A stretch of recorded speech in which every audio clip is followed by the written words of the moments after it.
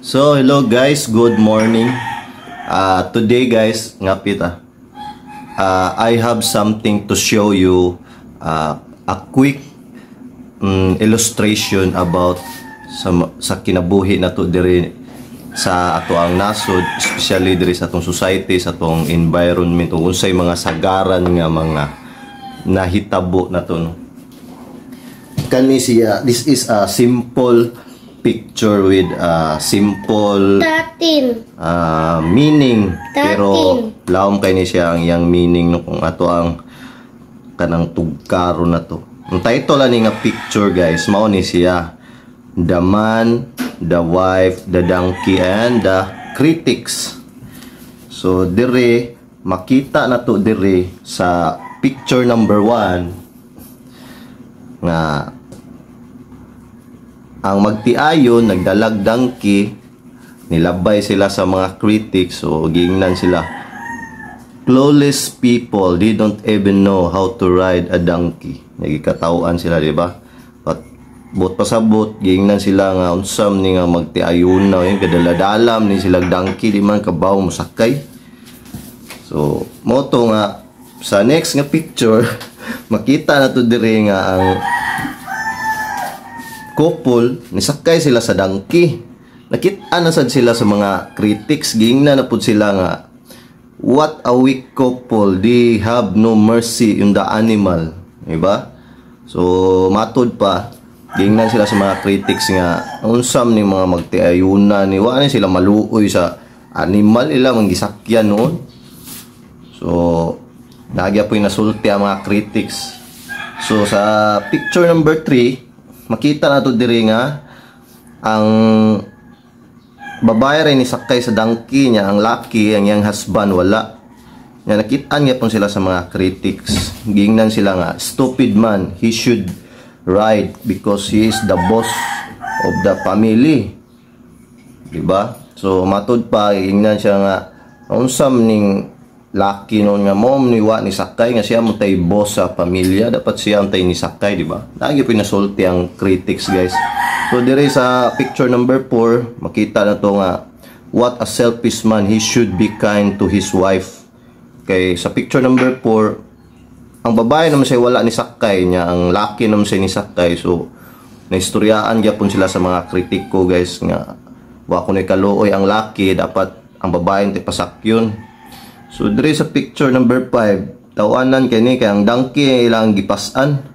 So gingnan yapon sila sa mga critics, what a stupid looking couple carrying a donkey, di ba?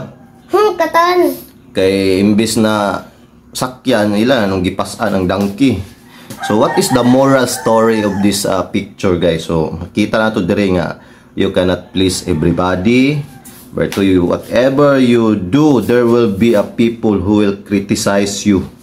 Number 3, so just do what believe is right and don't be distracted by criticism. 27, 28, So, 29, kani siya guys, 31, 32. mo ni sagaran nga normally nga kanang mga nahitabo diri sa atong society karon, hilom sa pa. Mo ni sagaran mga nahitabo na to sa society na to karon, daghan kay ni siya nga maski wala kay buhatong dautan, maski dili ka mutingog, maski maglingkod ra ka, maski matog ra ka, maski dili nimo sila pansinon, naa gapoy masulti ang tao nimo. That is our environment here, especially diri sa Pilipinas nga talamak kay nang ingon ana nga culture. So saan man nato pag-handle ani kana dili na nato na malikayan kay ingon ana nam yun na diri sa Pilipinas. So ang thoughts o ma-comment masulti ani, lisod man kayo kung imo nang atubangon awayon na kay mas musamot ang problema. So how to handle this situation diri sa ato ang environment, kay talamak man kay ni sa atong palibot, dili nam yun ni siya kapugna. So ingani ra ni siya guys, saan na to pag-handle. Kung kabalo ka nga ang imuhang gibuhat dili maka tamak og katungod sa ubang tao, dili ka makapangdaot og ubang tao, dili ka maka-cause og moral damage, mental damage, physical damage sa any individual nga nasa imong palibot. Ug unsam ginang imong gibuhat karon, dili na siya against sa gobyerno o against sa balaod sa Ginoo, ipadayon na siya. Padayon na, ayaw na tagda ng mga tawhana nga kinsa nang magsigig hatag og critics nimo, kay kana sila wa na sila'y talent nga kaya nilang buhaton ug unsa nang mabuhat nimo, diba? So kani sad para sa mga critics nga nananaw karon, kay bawo ko nga naay follower na ko diri nga maayo kayo muhatag og critics nga tan-aw niya siyang kaugalingon, perpekto na siya, maor niya akong ikasulti ninyo, ha? Before mo muhatag og critics sa maski unsa nga klase nga tao, o inyong silingan, amigo, kapamilya ninyo, classmate niyo, kauban niyo sa trabaho, tan-awa una ang imong kaugalingon kung wala ba jud kay gamay o gamayng diferensya sa imong kinabuhi nga matan-aw tong sayop o bati o diferensya sa imong kaugalingon, di ba? Analyze, hinuktuki pag-ayo, pag-brainstorming, pag-meditate pag-ayo, kung ikaw wala ba kay diferensya sa imong kaugalingon. Perfect ba ka nga klase nga pagkatao? Kaya kung perfect ka, ikaw na untay pinaka-sikat, pinaka-dato, pinaka-maayo, pinaka-bright diri karon sa kalibutan kung ingon na ka-perfect. Di ba? Una-una, no? So, kape sa ta. Miyas kape eh.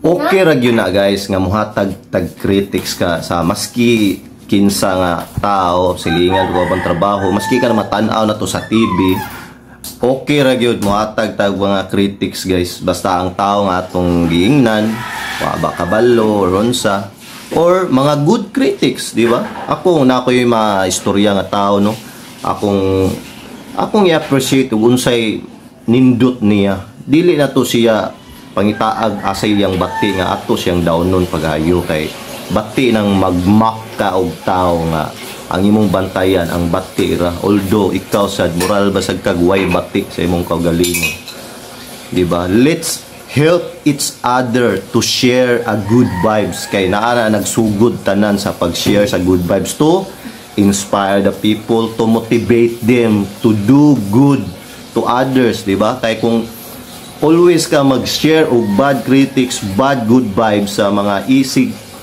kapwa tao nimo, mabuisit ng tawhana nya, moadto sa laing grupo sa tao, unsay gihatag nimo niya mo sa nayang ikuan dito nga maghatag po siya mga bad vibes, ito bad critics, so ni scatter na ang bad good vibes, instead good vibes o good critics ang ilahang kuan. Although imo na nato na siyang inspiration to become a better person later or sooner.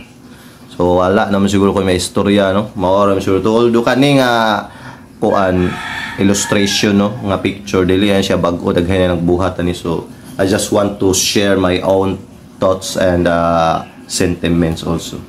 So I think that's enough for today.